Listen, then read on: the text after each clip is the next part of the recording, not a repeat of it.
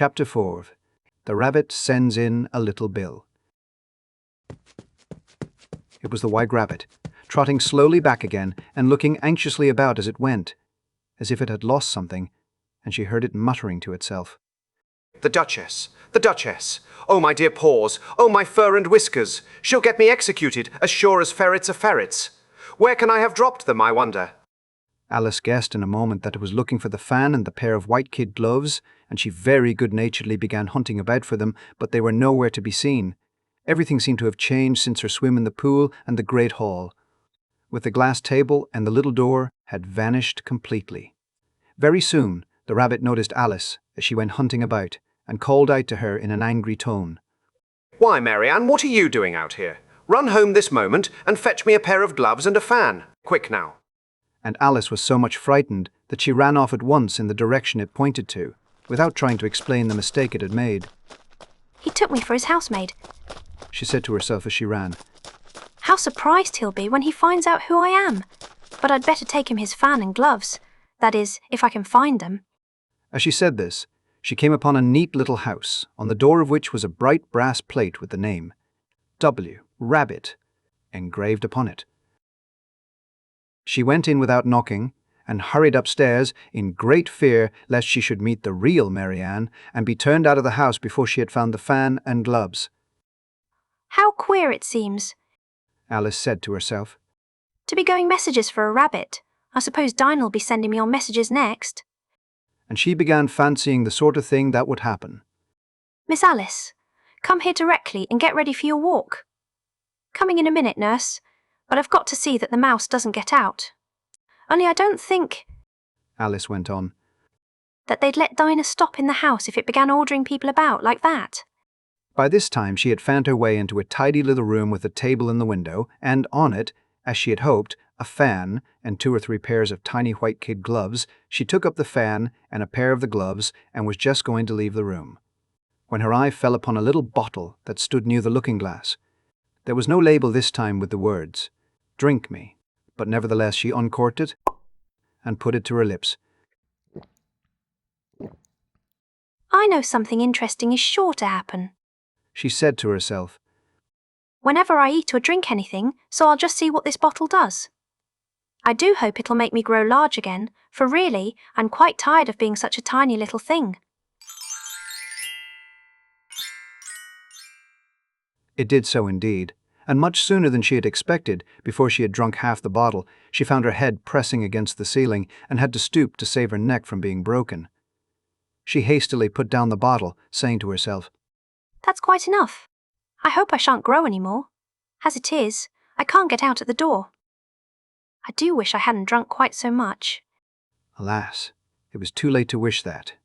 She went on, growing, and very soon had to kneel down on the floor. In another minute there was not even room for this, and she tried the effect of lying down with one elbow against the door and the other arm curled round her head. Still she went on growing, and, as a last resource, she put one arm out of the window and one foot up the chimney and said to herself, Now I can do no more, whatever happens. What will become of me? Luckily for Alice, the little magic bottle had now had its full effect, and she grew no larger. Still, it was very uncomfortable, and, as there seemed to be no sort of chance of her ever getting out of the room again, no wonder she felt unhappy.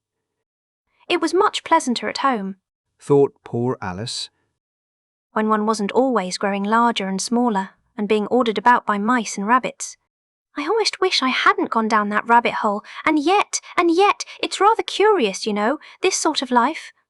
I do wonder what can have happened to me. When I used to read fairy tales, I fancied that kind of thing never happened, and now here I am in the middle of one.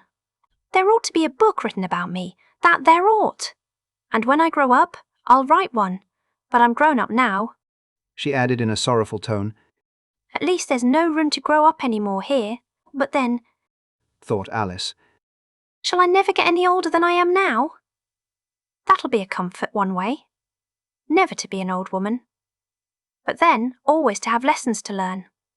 Oh, I shouldn't like that. Oh, you foolish Alice, she answered herself.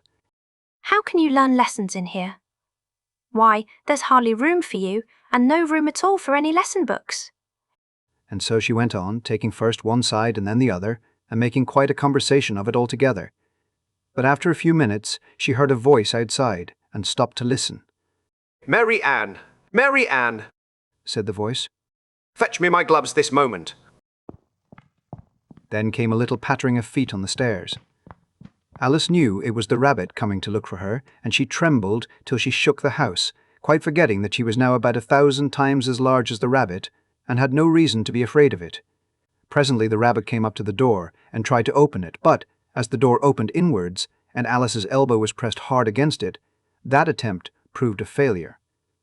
Alice heard it say to itself, Then I'll go round and get in at the window. That you won't, thought Alice, and, after waiting till she fancied she heard the rabbit just under the window, she suddenly spread out her hand and made a snatch in the air. She did not get hold of anything, but she heard a little shriek and a fall and a crash of broken glass, from which she concluded that it was just possible it had fallen into a cucumber frame, or something of the sort. Next came an angry voice, the rabbit's. Pat, Pat, where are you? And then a voice she had never heard before. Sure, then I'm here. Digging for apples, Your Honour. Digging for apples, indeed, said the rabbit angrily. Here, come and help me out of this. Sounds of more broken glass. Now tell me, Pat, what's that in the window? Sure, it's an arum, Your Honour. He pronounced it arum. An arm, you goose! Whoever saw one that size? Why, it fills the whole window. Sure it does, Your Honour, but it's an arum for all that. Well, it's got no business there, at any rate. Go and take it away. There was a long silence after this, and Alice could only hear whispers now and then, such as, Sure, I don't like it, Your Honour, at all, at all. Do as I tell you, you coward. and at last she spread out her hand again and made another snatch in the air. This time there were 2 little shrieks and more sounds of broken glass. what a number of cucumber frames there must be, Thought Alice. I wonder what they'll do next. As for pulling me out of the window, I only wish they could. I'm sure I don't want to stay in here any longer. She waited for some time without hearing anything more. At last came a rumbling of little cartwheels and the sound of a good many voices all talking together. She made out the words, Where's the other ladder? Why, I hadn't to bring but one. Bill's got the other. Bill, fetch it here, lad. Here, put 'em up at this corner. No, tie 'em together first. They don't reach half high enough yet. Oh, they'll do well enough. Don't be particular. Here, Bill. Catch hold of this rope. Will the roof bear? Mind that loose slate. Oh, it's coming down. Heads below. a loud crash. Now, who did that? It was Bill, I fancy. Who's to go down the chimney? Nay, I shan't. You do it. That I won't then. Bill's to go down. Here, Bill. The master says you're to go down the chimney. Oh, so Bill's got to come down the chimney, has he? Said Alice to herself. Shy, they seem to put everything upon Bill. I wouldn't be in Bill's place for a good deal. This fireplace is narrow, to be sure, but I think I can kick a little. She drew her foot as far down the chimney as she could and waited till she heard a little animal. She couldn't guess of what sort it was, scratching and scrambling about in the chimney close above her. Then, saying to herself, Yeah, this is Bill. she gave one sharp kick and waited to see what would happen next. The first thing she heard was a general chorus of, There goes Bill. then the rabbit's voice alone. Catch him. You by the hedge. Then silence, and then another confusion of voices. Hold up his head. Brandy now. Don't choke him. How was it, old fellow? What happened to you? Tell us all about it. Last came a little feeble, squeaking voice. That's Bill. Thought Alice. Well, I hardly know. No more, thank ye. I'm better now. But I'm a deal too flustered to tell you all.